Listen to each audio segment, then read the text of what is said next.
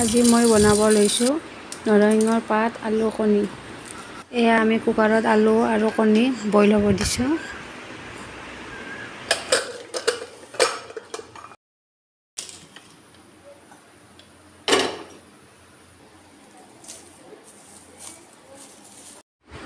এয়া নৰসিংহ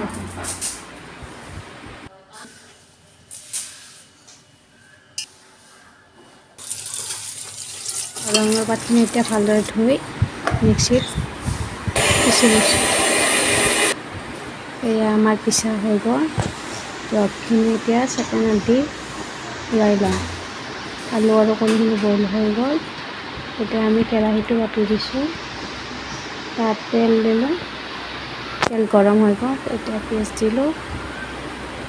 এইখিনি আদা নহৰু আৰু কেঁচা জলকীয়া মিক্সিত পিচি লৈছোঁ। এতিয়া ইয়াত আমি হালধি নিমখ দিছোঁ। এতিয়া ভাল ৰঙা হোৱাৰ পিছত আলুখিনি পিটিকি দিছোঁ। আলুখিনি এতিয়া আমি ভালদৰে লৰাৰ পিছত ৰঙা হৈ গ'ল। নৰসিংহ ৰসখিনি দি দিলোঁ। এতিয়া উতল অহাৰ পিছত ইয়াত আমি কণীখিনি দি দিলোঁ। কণী দিয়াৰ পিছত আমাৰ ইয়াতে আমি জিৰা দিলোঁ, বিৰিয়ানী মছলা দিলোঁ। সোৱাদ অনুসৰি যাৰ যিটো মছলা ভাল লাগে সেই দিলে হয়। মই বিৰিয়ানী মছলাটো ভাল পাওঁ সেইকাৰণে দি দিলোঁ। এতিয়া আমাৰ আঞ্জা ৰেডি হৈ গ'ল।